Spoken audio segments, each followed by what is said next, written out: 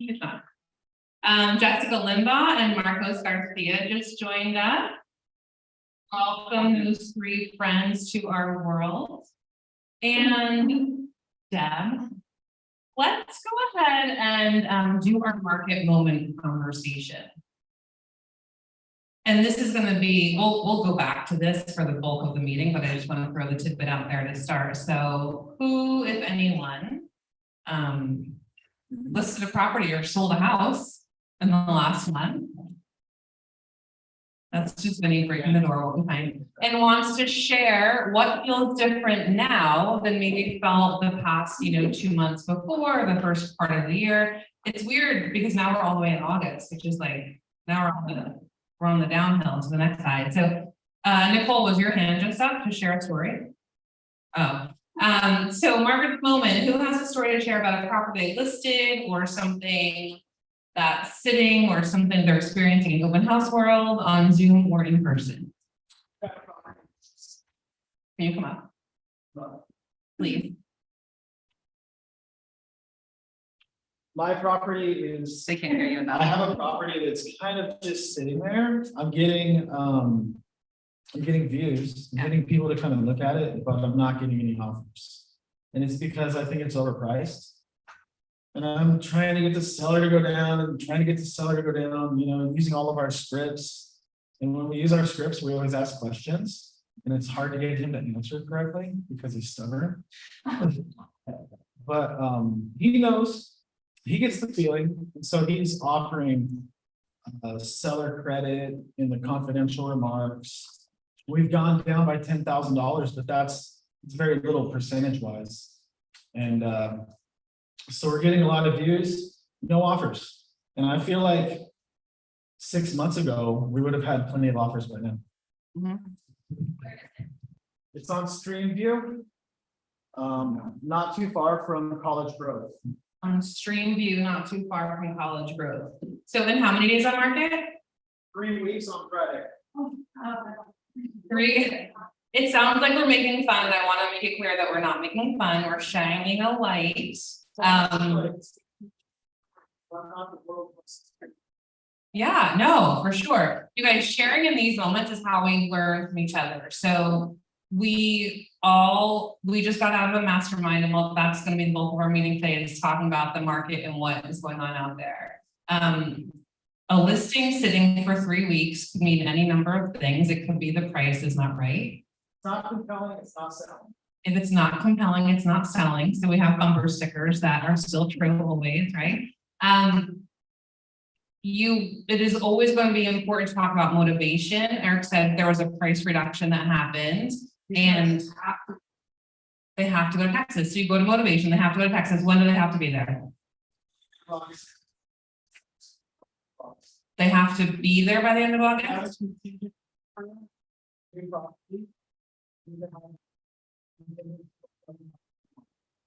They have a contingent offer on their other property in Texas that they have to have filled by the end of August. Motivation matters. So you have to be willing to have the fierce conversation with your clients that says, okay, we have that contingent offer in Texas that we have to be there. What happens if we lose that house in Texas? What happens if they don't go? Their whole life plan. Are we guessing or do we know? They're gonna know. I do know. They're gonna have to find it different. They have to find a different. So they don't lose a job. Nothing like that happens if they don't get there by the end of August. But they lose this property specifically. Right. Vinny. Is it a condo house? It's at 675. It's a 675 listing. How low do they go? It's a 3-bedroom, 2-bath house. 3-bed, 2-bath, single family. How low will they go? What price reduction will they make to make it happen? What? Here's the reality. So John is in the room and gave the example last week, and I'll give it again. He had a property that was listed at 750. He had no offers. He had barely any showings. He dropped the price to 700,000. He got 3 offers in 3 days and sold it for 758. I'm telling my seller to go down to 625, get a bunch of offers, and leave the market. But it's crazy payback. Restate what he just said. Oh, he's telling his clients to go down to 625 to get multiple offers and have their choosing of what they move forward with. Get a bunch of offers. You're telling them that in your mind or out loud? Okay. He's telling them out loud. He's stubborn. So the reality is your client's motivation right now, always it matters. Right now it matters more than anything because if these people, if these people don't get an offer in time to match their contingency, to get their contract in Texas moving forward, will they feel good about her or bad? Terrible. There's so much that goes into it, and it sounds so simple, and yet a lot of us as agents have never walked through it before. And John's example of 750 down to 700 selling for 758 tells me one giant shining thing. Agents do not understand that you can make an offer on a property, or they're not looking at the property in the right price point and realizing you can look. You used to have to look, if you could only afford up to 750, you were only looking up to 700 because you've got to build in a $50,000 bump to go over, above and over. Now, if they can afford up to 750, you can negotiate down on the overpriced listings, right? You two can't sit next to each other. You're the mastermind in the meeting. Good. This feels weird, but sure. One of the biggest trades in Padre is your mainly against there was a hack. When you're celebrating one of the biggest streets in Padres history, it came from where? Nationals. Look, this Yankees fan knows something. Maybe get a house. Mike Law already did that. Oh, Yeah, Mike already packed him. It's getting That brown. Yeah. I think the world is sideways on its axis that Vinny wants me to get more positive. So we're going to move forward from there. Thanks for sharing, you guys. The market development conversations are super important because when I asked the question to a group of agents, they were like, I said, if we searched, it was the last session of Shift. And I said, if we're searching for a client and they were pre-approved for $800,000, what price is your MLS search running up to? What is it? Did you say 300? If your client can afford up to $800,000 purchase price, Deb can't answer because she answered during Shift. What price point are you running your MLS search up to? 850. You guys, 850, 900, be crazy. More, it's more because you can negotiate down because the properties are sitting for 3 weeks. This is why listing agents are getting frustrated right now because the buyer's agents, with all due respect, haven't learned how to do their job in a market beyond the madness we were just in for 2 years. You have to search above the price point because now we're negotiating down, whereas before you had to search below the price point because we were negotiating up. Well, you need to track your buyers. If the listing agent is smart and they use the pricing strategy or the pricing under the market to fire on them. If they can only go to 200. Okay, so Emily said you have to inform your buyers. Yes, you have to have them understanding what the market's doing, and you, again, my precious people, with all due respect, have to do your job as the buyer's agent and screen the properties that come up and look at days on market and look at the price and understand what's going on out there and know, okay, this is only can offer low on, or this has been on the market for 7 seconds. I think the price is right. And then you can also tell them that. Oh, wait, you can call the agent? Wait, what do you mean? And Ashley said, and call the agent. Call the agent, you guys. Call the agent and ask the questions. What are they doing? When do they have to be there? How can we get this deal done? Please don't be the agents, don't call the agents. It's like so many things. Okay, let's move on with the meeting and we'll come back to this because we're going to talk about all that. Events. Evie. Yes. We have a lot of events going on. I will just preempt with, don't be overwhelmed. You are not supposed to attend everything we host. You are supposed to attend the things that are made for you. If you aren't sure what those are, ask me or your coach or Jacqueline, and we will let you know. All right, power through this. Language of CL, language approach of real estate with SJ Tuesdays, Wednesdays, Thursdays, happening 8:30 via Zoom.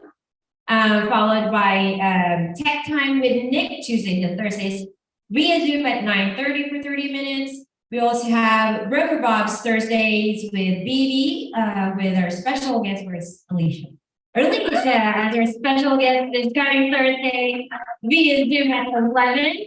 And then, yes, as Sarah said, Ignite. And we're now on our wrapping up our first week. Monday, Tuesday, Thursday, 1 p.m. in person only. It is recorded and will be in our YouTube channel within 2 days from the session.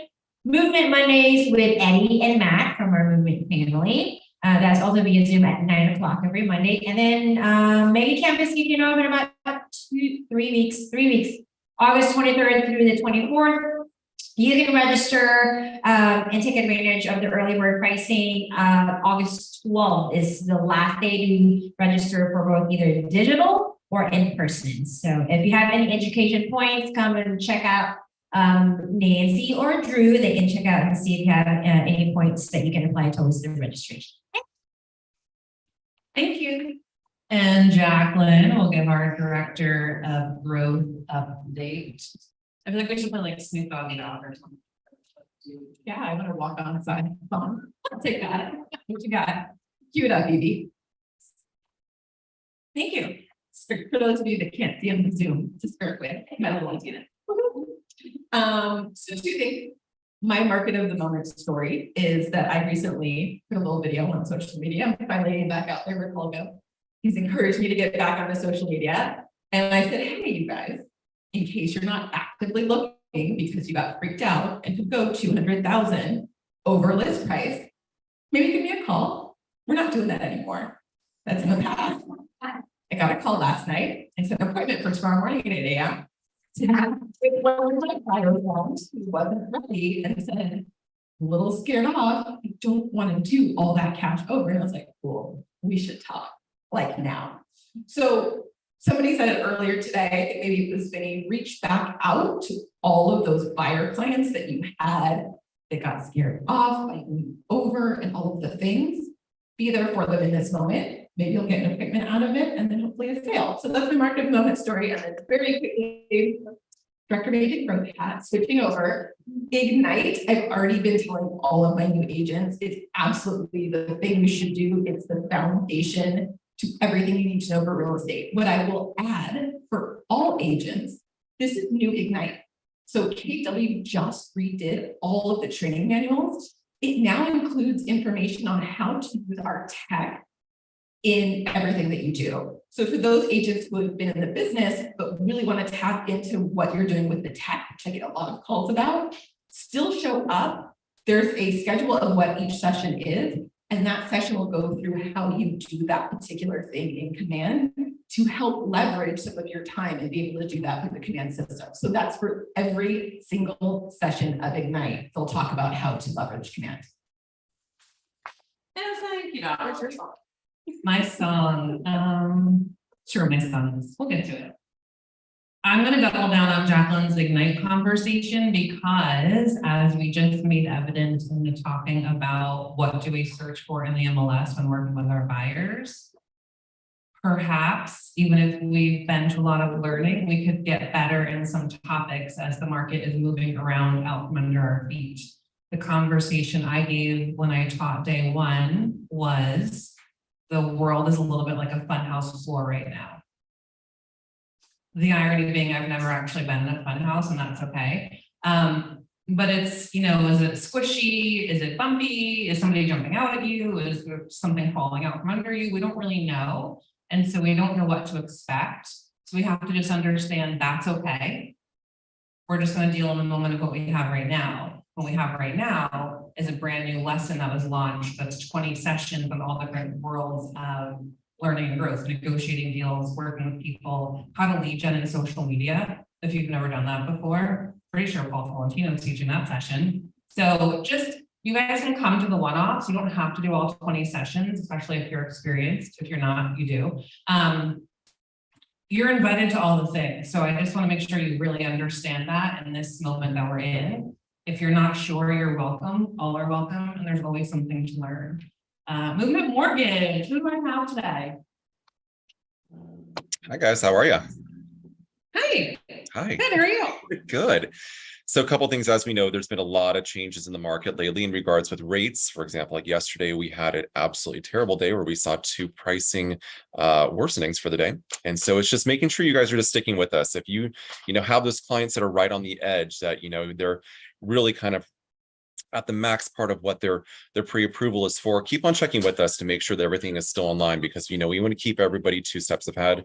There's no questions whatsoever. So make those phone calls to us, send us an email. We'll do everything that we can just to make sure that everybody's up to speed, and that your clients are in a good place. So we're here to help, guys. Definitely, and I'll piggyback off of what you guys are doing. I hear you painting the town red this weekend, talking to lots of great people. So we just wanted to bring up the fact that Movement Mortgage has a ton of different first-time homebuyer programs that help as you're interfacing with the public. A lot of times people make enough money to buy a house, but maybe they haven't saved up enough money to get over the hurdle there and close escrow.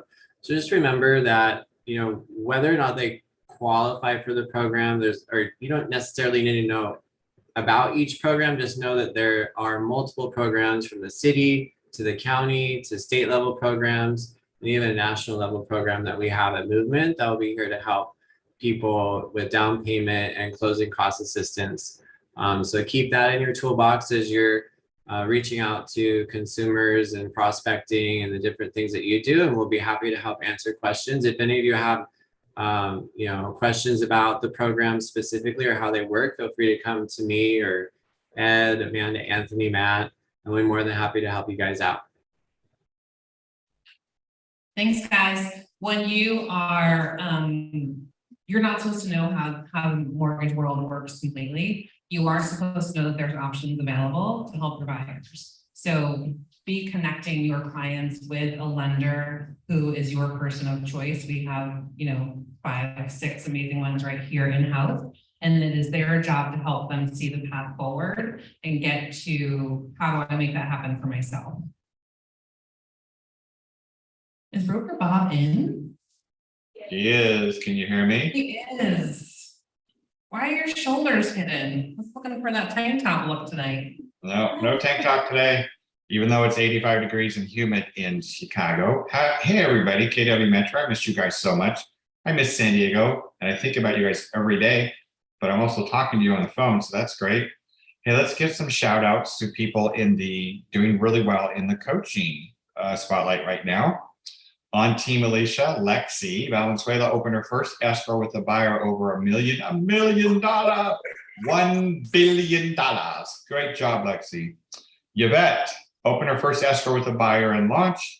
And Vandora took her first listing and coming soon. She's in launch as well. Steve Jordan opened an escrow with a buyer for over $1 million that he met at an open house.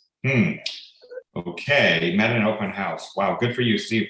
And then Dominique and Marcos officially joined Team Alicia in the launch program. On Coach Carl. Coach Carl is back and open for new agents. He actually has been able to reposition himself as a fantastic maps coach, which he's still doing, but is making time for our agents here at our office. Kevin King signed 3 referrals last week, also opened an escrow with a VA buyer for under the list price, and he signed a new BRE. He is on fire, according to Carl. Put that fire out, I guess. Don't want to burn. And then Matt Thornburg opened an escrow with a new buyer from an open house and on Team Deborah. Corrine opened an escrow in her Bay Park listing and earned 3 new listings, and she's in growth as well too. So not much on the broker front. I just wanted to assuage everyone's fears about where we are today. Ashley and I, if she's in the room, we go way back. We were here in 2006, 7, and 8, and we navigated through an even more challenging market. This market isn't as bad as it was then. It's just going to require one thing, that you do the work. If you put your nose down, do exactly what we tell you, you participate this Saturday and paint the town red, and we're going to do it the first Saturday of every month, you will gain market share. It's evident in the people that are doing the coaching program. If they're at open houses and they're finding buyers, that means there is business out there, because people will always sell because of life circumstances, death, divorce, upsize, downsize, job relocation. It always happens no matter what market. You just make the choice and move forward. That's it. Back to you, Sarah. Thank you, Robert. Everything he said is really true. How many open house contracts do we have? Like coaching clients who are going into escrow with leads that came directly from open house walk-ins in the past week or two. Put yourself in the way of business. Property pitches and buyer needs. Does anyone have one to pitch or to discuss?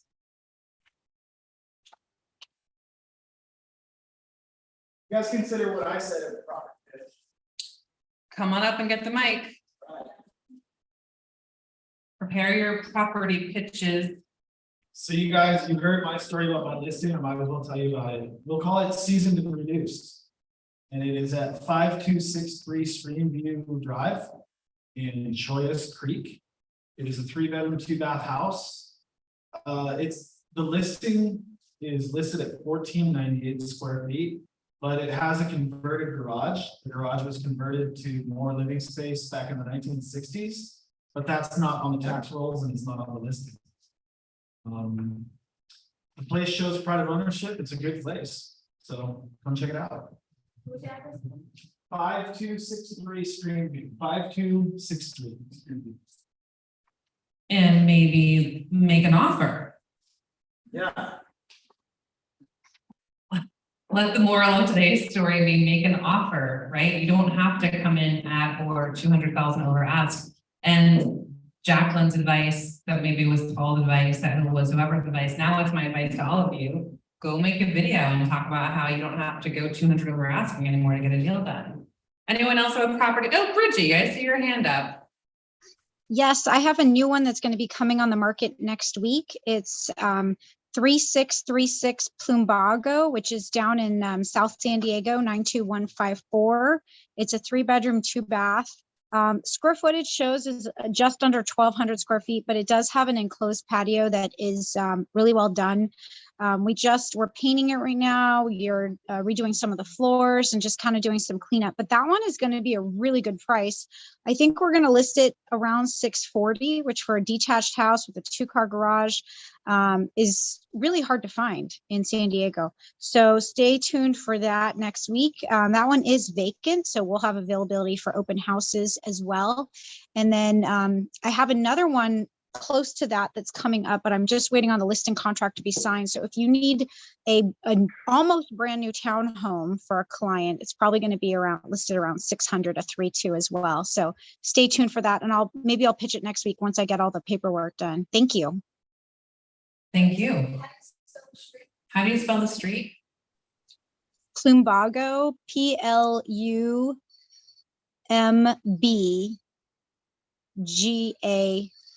No, AGO. Plumbago. Yeah. Plumbago. Thank you, Bridget. Anybody else property to pitch? All right. Without further ado, let's spend the next 30 minutes talking about just what we've been touching on and how things feel out there. I asked Evie if we could take over the meeting this week when Ashley and I were talking last week about how things just feel a little different right now. Does anybody think things feel a little different right now than a normal July?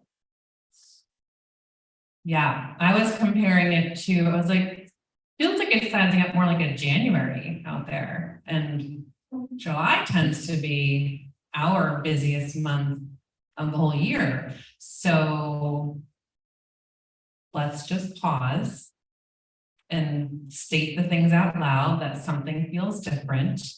And when we talk about all the event planning on the staff and leadership team, and we put out things like Ignite, and I just wrapped up Shift, and Mega Camp is coming, and Stephen has language of real estate 3 mornings a week.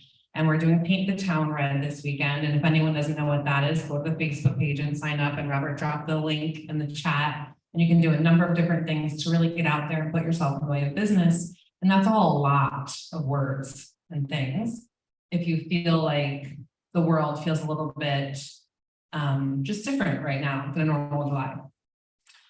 So I said, let's just press pause together this Wednesday in our meeting, and let's just have a reset moment and a recenter and say, it's okay that we have no idea what's going on in the market, because we don't, because nobody does. And just addressing it face forward and saying we're in, as we say, unprecedented times. And yes, I am looking forward to precedented times. That being in a group like this, in an office like this, between us and Signature and the growth of our agents and what we have the ability to do when we work together, is share these market stories, share what's going on out there, learn from each other. So you can go to your clients and you can use John's example and Eric's example and Jacqueline's example of how to get new clients. And you can now go take that and make yourself better in your business, right? Because if you just look on the calendar and think like, oh my gosh, there's a million things I should be learning every day. And oh my gosh, the market's doing crazy things, I don't know what's happening. And oh my gosh, the interest rates are flying out of control. And Boise, I just read an article on Boise's market has plummeted and everyone left Idaho. There must be a caravan flying out of there, and Austin is crashing and Arizona just blew up and I don't know what's coming next. That's too much. So we're just going to talk about what we can do in the now, and we're going to press pause and know it's okay to reset. Mike Law already went after the new baseball guy who's coming into town, so I don't know if everybody else wants to go after him too, but be present and use the resources. So we will allude to the old market of a shifting market. Robert was talking about it, and this is similar and it's completely different. The only similarity is that it's moving and it's different and it's evolving. What we were talking about in our mastermind right before this was, it's just like March of 2020 when COVID happened, right? Except not at all. Because we're not in a global pandemic. I mean, we are, but we're just going to live there from now on. So like, let's just ignore that and keep going. And we have this baseline of where we're supposed to be normal. And it's completely nothing we've ever done before, right? So let your brain understand that we will continue to provide tons of things to opt into and classes to take and lessons to learn and stuff to do. And you're supposed to come to the things that are important to you and your business. And if you're not sure what those things are, then talk to your coach or talk to me or talk to Jacqueline or talk to Steven and come to the things that make sense to you for your business. Fair? Agree? Yes, okay. And let's just talk about the numbers for a minute. Oh, Peggy, do you have a question? No, you said you were asking a question of us and I thought we were answering, and then you were talking about stuff, so maybe you don't need an answer. I'm good. So we have the slide of sold numbers. When we looked back at the numbers for July, and I said, it feels like we're selling about half of what we normally sell. And then we pulled the numbers and we sold about 45% of what we normally sell in July in the whole county. So yeah, that's good. That's all three of them. You can leave it in there. I can, oh, you gotta share it. I gotta share. Okay. So the July sold numbers, we're down to, if you were in my class, like I'm making that sound because people get in the world and they're like, I don't want to leave, Jen. I don't want to whatever. Okay, well then there's a part-time job thing I have on the board. 1,800 closings total, attached and detached, in the whole county of San Diego in July.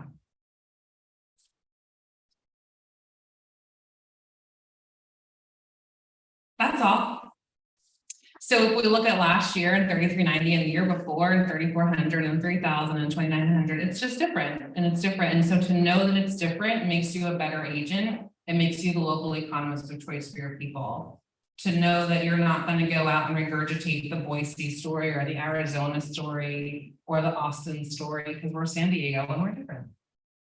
And we are America's what city? Finest city. And so people keep saying, what's going to happen?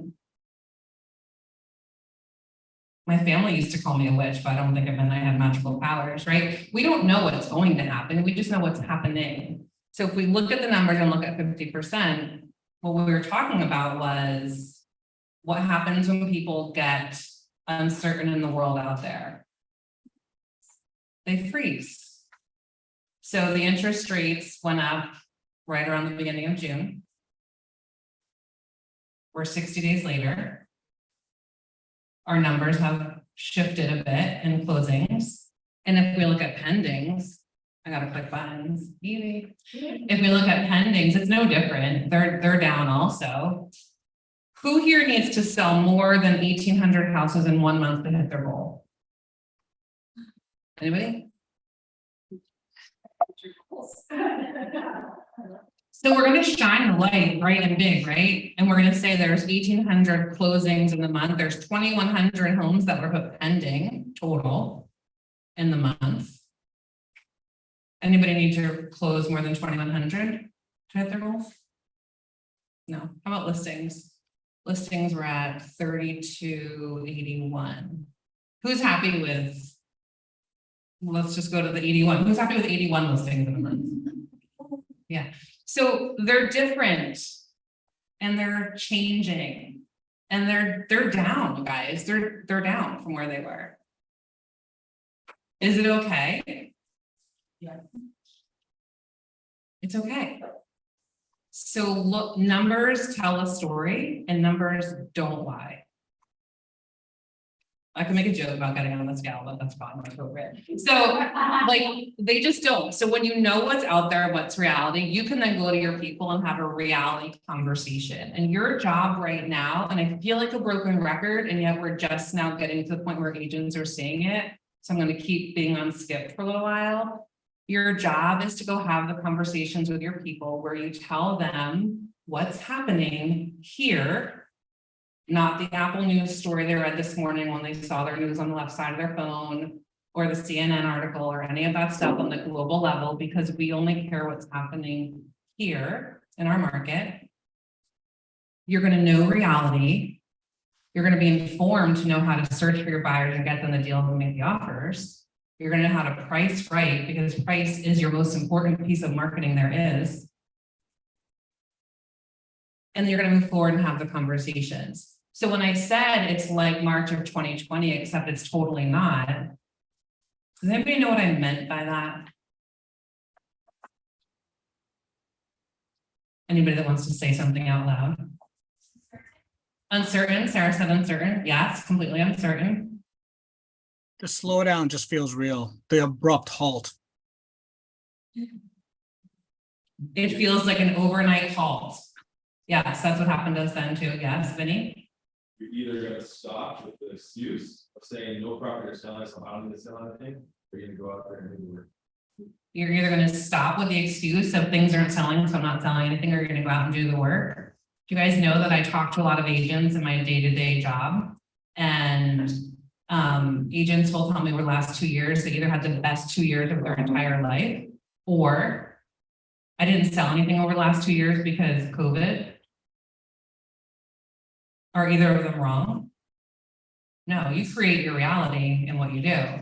So you're either going to participate or not. The other part of that is the advice I gave to everyone in March of 2020, and that Gary Keller gave to everyone and Ashley gave to everyone, was your job right now is to talk to people. That's not different than your job anymore. But your job right now is to talk to people. You put yourself in the way of more people and more conversations to be a helper and a guide and a resource. Jacqueline's example that I didn't even know you did, that's amazing, is just popping on, going live. Did you go live or do a story? Shoot a story on Instagram, and it feeds out to Facebook too? Just Instagram, okay. And she said, you don't have to go 200 out over asking anymore, who wants to do something, put herself in the way of business. And then someone raised their hand and said, oh, me, I want to do something. Is she helping or is she selling?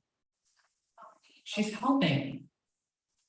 Would that person have called you randomly today just to ask for your help? No, not likely. Sure, if we were in statistics class, we could do some strange odds, but I hated statistics.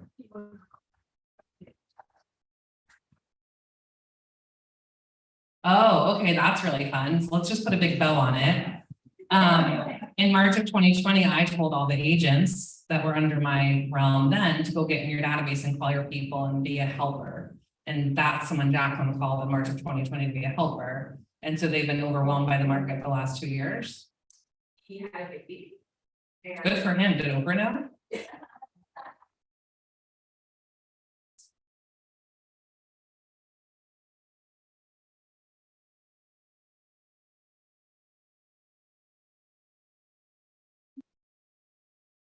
He had a baby, he was getting married, he said, when things calm down, I'll call you, and then she did what? You put him on a what plan? Oh, a smart plan, she put him on a smart plan, and then that's been staying in touch, and then you went live. So it's a lot of different things, and yet, was there any magic in what you did? No, there's not.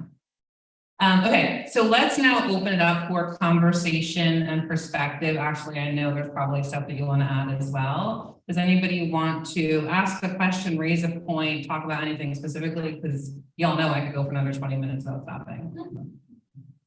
In the room or in Zoom? Or you're all like, no, I got this. I totally know what to do. I'm gonna go to work now. Good.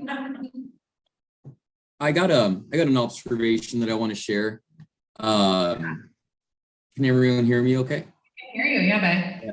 So going back to the question that you posed earlier about the days on market, are we seeing a longer market time? I've been really busy with staging, and I check in with all the listing agents, and it seems that everybody that I talk to now, their days on market now is about 2 to 3 weeks. And this is across the board for KW agents, other agents outside of the area in Orange County as well. So I'm really feeling it from the staging side, because now that relates to my business and staging. So now my stuff is staying out longer. So when I'm starting to plan my calendar, now mentally I go, okay, instead of having something staged for 2.5 weeks, now I have to plan closer to a month and a half.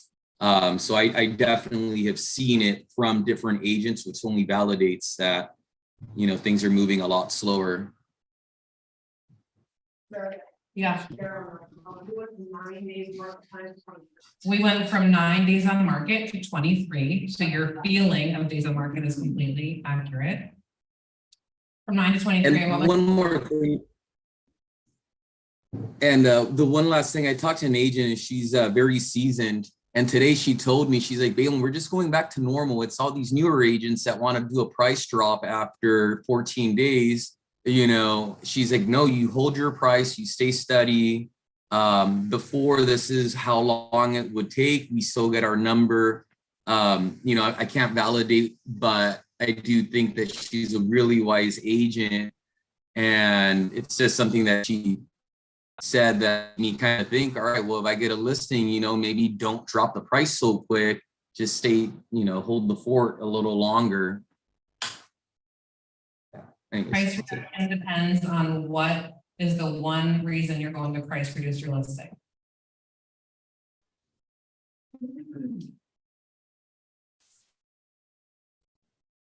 To get an offer, but why do you care when the offer comes in? Based on your seller's motivation, everyone now has to come to all the sessions of Ignite. Based on your seller's motivation. So you're not, there's no right or wrong specifically about any of the conditions of the market right now. It all, as it always has, depends on your client's motivation and needs. So when we talk about, is your client going to lose a property that they're buying because they can't sell their listing? Are they driven to reduce? Then that matters. What was the average time on market in San Diego pre-COVID? We've been low for years, anywhere between 9 and 14 weeks. Anywhere between 9 and 14 days is normal. Normal and less.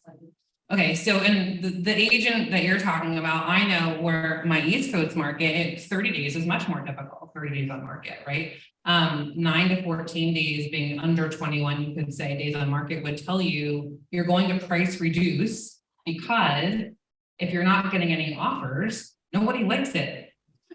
Do they like it for $1? Yes, they don't like it because of the price. The price is always the problem for them liking it. And you can say, no, they hate the condition. Well, for $1, they can pour a lot into it and turn it into whatever they want, right? Price is always the conversation. So the motivation of your client is the most important piece. And this little mini stat session we did today is because July is weird, you guys. I tell my kids we can't say weird unless we say weird's cool, but like this is weird and this is unprecedented. July. So it feels like January. So if you have questions, let's get to them or talking points, like Balin said, what Ashley mentioned in our mastermind was it affects every area of real estate. And you've just made that perfectly clear with staging. Now your stuff's not out for 2 or 3 weeks, it's out for a month or more potentially. So what can you do to be strong in this market? The worst. Stage your properties. Stage your properties.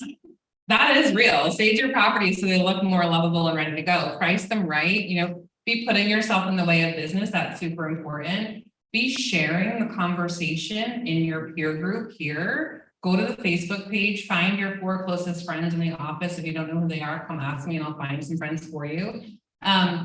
We're going to learn so much better together.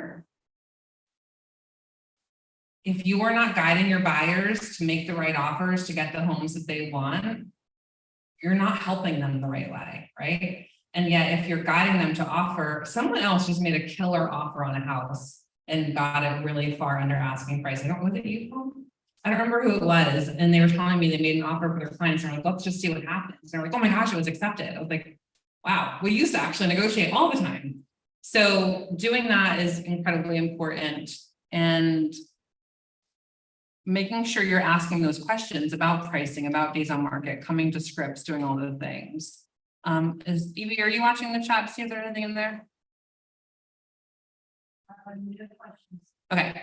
Anything else that you guys want to bring to the table on the topic in any way, shape, or form? I got something. I would say just kind of bring back some pricing slightly under market value, maybe 5% of what you think the market is right now for that correct place, because during like the height of COVID, for market it was still sell of that, but now I don't know that pricing strategy your sellers. So Emily said pricing under the market is important. She said maybe 5%. I'm going to encourage you to look at what's selling and then go, depending on their motivation, go aggressively under where they should be. And always go back to John Field's example that I want to burn in everyone's brains. 750 list, 0 offers, weeks on market, 0 showings too, right? 0 showings, drops to 700. 3 days, 3 offers, sold for 758. Sarah. Yeah. Share with them also in June, our average list price to sales price ratio was 101.6. In June, our average list to sales price ratio was 101.6. And in July, that dropped to 98. It was the first time and under 100%. In July, it drops to 98.8, and everyone in the room gasped. It's the first time it's been under 100% ratio in at least 5 years, or in the last 5 years. That's the whole market. It's not us, it's the county. Yeah, that's the whole market. Yeah. Why is it important to price under market right now? We can get buyer invested, so I think we get at least 2 offers, don't promise 10 anymore, get 2 to create the option of that to drive the price. So Emily said you want to drive as many eyeballs to it right away in the first weekend to get, I would not say 2 offers, I would say to get eyes on it to see what offers we can get and to bring as many people to the table as possible. And then would you rather have the chance to negotiate up or down? up. Do y'all know the negotiate up conversation? Gotta do a lot of resetting, okay. So Peggy, I know you had your hand up, let's get to you. Okay. Okay. Yeah, I was agreeing with Balin that the homes need to be oh, hi, Balin. The homes need to be staged. There's something in a couple in my complex where I have my listing that are not staged and they're just sitting and sitting. I talked to the agent about it, actually trying to recruit her over to us. But the main thing is that this past weekend, we had 2 open houses on Saturday and Sunday, and there was not one buyer. Now, this complex, I have been working for a long time, had many open houses there with tons and tons of interest. There was not one buyer that came in without an agent, which I don't know when I've seen that. That is very unusual.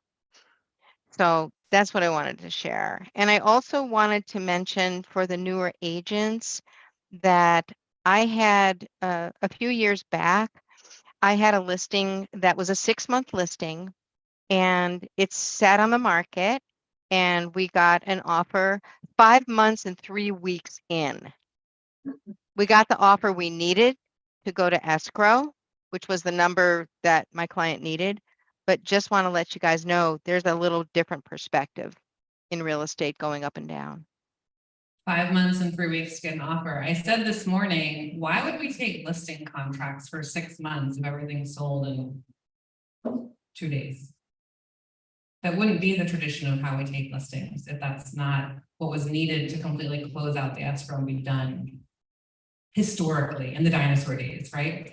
So let's hit on, so thank you for sharing that, Peggy.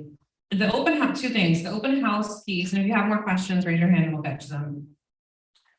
Oh, Stephanie. Okay, I'll never be done talking. The open house piece is, people are like, oh my gosh, my open houses used to have like 1 million people and now there's only like 5 or 6. Historically, the average number of humans that would come through an open house is 6. Also, when you have 40 people at your open house, can you build rapport with all of them? Is it feeling like good and awesome when you're there or exhausting like you just went through some crazy, insane obstacle course? Yes. Less is more. Build rapport, make conversations, and get that energy up because y'all, you saw the coaching clients. We got like 3 contracts written from open houses right now. Stephanie. Is it still in the shipping market, like will we still put your listing on a coming soon, that have got cities on market, like you could hold and then like, The coming soon, is it still right to do the coming soon? This came up last week and it's going to be business based wherever you are. The majority was saying no coming soons last week and just go straight to market. The other minority or the other majority, because you know, 75 and 75 makes 100, said, no, we still do coming soon. Just know what your strategy is and make sure you know why you're doing it and what's happening in the market, in the micro market where you're listing, if that's what's happening. Emily? I would get like conditions. They need to be. I wasn't on this train.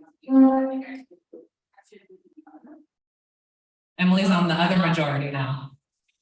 Not doing coming soon unless they need to paint and such. The reason that they have. So just to go back and read, the reason for not doing coming soon was other agents are coming to market and using that coming soon as a price point to underprice themselves active, which makes you look less awesome. And then you are sitting there coming to that price and they come to market less than you and then they seem like a better deal. So they're thankful that you're allowing them the leverage to be a better purchase. Vinny? I'd say it might also be system, right? For prospect, for this. Soon, but you're just on this. Then you said it depends on your prospecting system. If you're going to stick a sign in the ground and pray that someone sells it for you, then don't do a coming soon. If you're going to actually work your listing and work the leads that come in and work on marketing it as a tactic, then yes, you're doing it because it's in your business model. So that is, right, what makes sense in your business is going to make more sense for you and, Well, and, I mean, I know it's not quite negative, but I mean, I know before people were doing the comment. Why, they opened it up to the board, so the price range tactic can be a good one too. but starting with one. Starting with one and then opening it up when you come active. There's lots of ways to be awesome. These conversations are going to help you be on the awesome train. Choo-choo. Be in motion and no one knows what's gonna be effective. So just be in motion. And be students of that. Be in motion and be a student of what's happening. We will give you all the resources. If you do have listings, you want to over communicate to, I don't want to say to that, over communicate a lot to your people. Texting them, hey, no updates today is way better than them wondering all week, what's happening? Why isn't anyone calling me or texting me? What's happening? No one's showing the house. What's happening? Is he even good at his job? What's happening? Right? If you're texting them and calling them during the week and telling them and telling them what goes on, then even if it's nothing, no news is good news, right? No news saying like, hey, Jacqueline, no news today. Well, I'll be in touch tomorrow and let you know what the update is. You will be ahead of the game if you are that agent and they're like, oh my gosh, Paul's so communicative. Oh my gosh, that Vinny is so good at his job. He told me everything I need to hear. Yes. I'm gonna keep talking. Okay. Don't be sorry. So you're talking about 6 month, listing agreement? Yes. Right, this was a tactic that I saw a lot of investors use a couple of years back, but they would do basically a 29-day, 30-day basically listing. Right, and so they got a market with that. I still remember the basic problem with selling investment, right? They presented this ago, we want the market was stagnant at that time. But you're really, people with really good connection with their client, really good connection with their client, actually could be. So Vinny's throwing out a tactic that I would never, ever, ever use, but if you want to use it, he's talking about it. I don't know what Broker Bob would say, to take a shorter listing agreement and then be able to come back and relist it over and over and over again to be where the market is and be live and fresh. It's a great idea if, as he said, you're really, really, really, really close with your client and they're not going to ditch you at some point in that process. And they very much understand what you're doing. No. No, not cancel. Yeah. So if you're not listing agreements, August 1st. Robert, plug your ears. Robert. I know this is. I know for October, yeah, you just get them all front, you just get them all front, and I'll go back and maybe that went. And maybe that way, it has to be. And that's how you go where. So Ashley was talking about you get them all signed up front at the same time with each month, starting off the same 30 days later, you're building in your price reduction that way. I've never done that. That makes me incredibly uncomfortable. And that's okay, because that will work for other people. So if that works for you, I would build in a price reduction by saying, yes, we're going to come on at this price. And here's the price reduction for 2 weeks later. If we don't have any offers and we're not looking at whatever we need for our motivation, we're going to then drop to this price, right? Or 3 weeks, whatever it is based on your client's motivation. The other part of that to just touch on really quick, and if you have any last questions, think of them as we wind down our time together, is the pricing. You're going to show all the comps, show the actives because it's their competition and there's more than one house in the market right now. Show what's under contract that you've talked to the other agent and you know what it's closing for, and then show what's closed if it's really, really recent. If it's not really, really recent, don't show them. That's not helpful.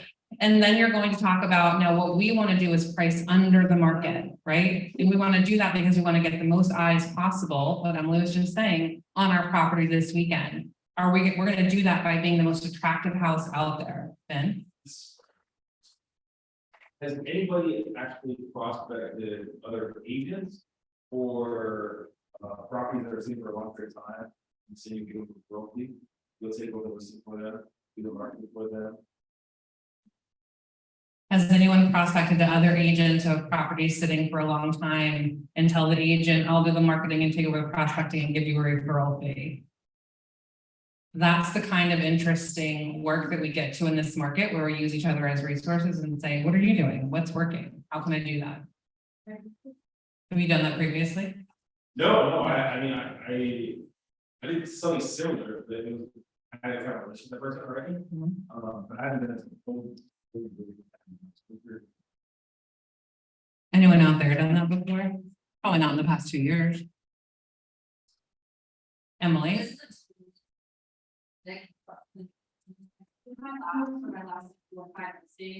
We had over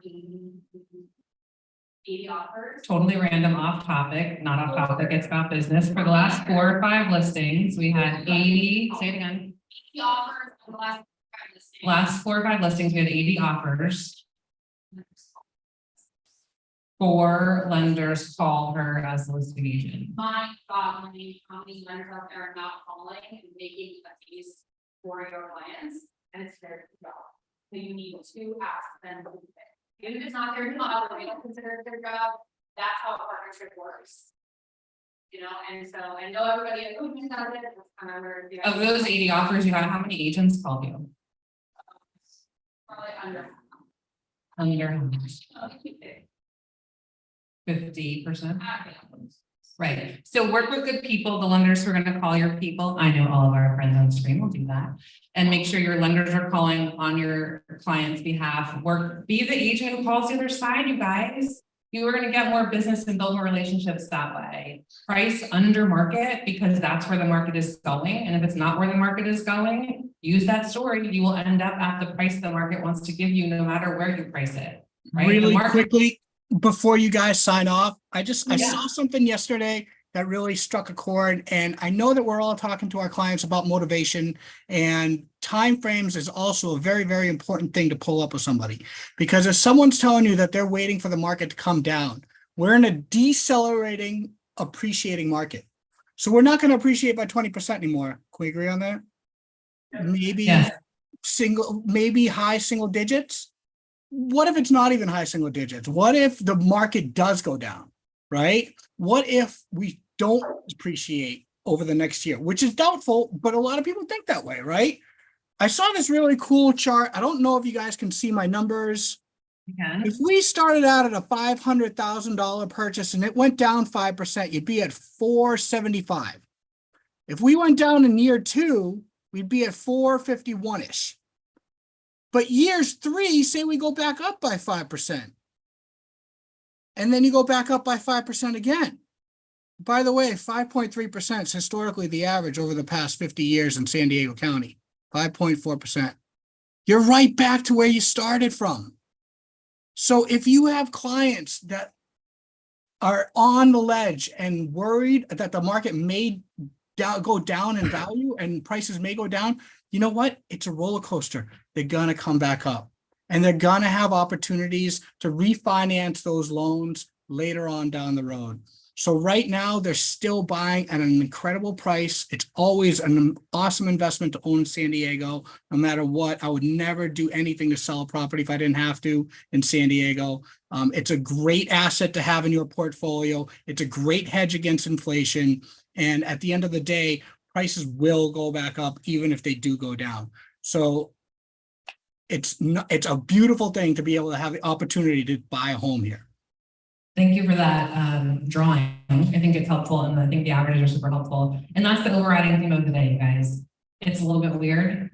It's okay. It's okay. Less homes are selling and listing, way more than any of you need for your goals. So keep working, put yourself in the way of business, use the resources internally to get yourself more business, because we're going to keep giving you more and more and more of them. And touch base with people who are here, because we are here to help you stay stable and grow and accomplish all your goals. We're 2 minutes over, so have a great day. See you for Ignite tomorrow.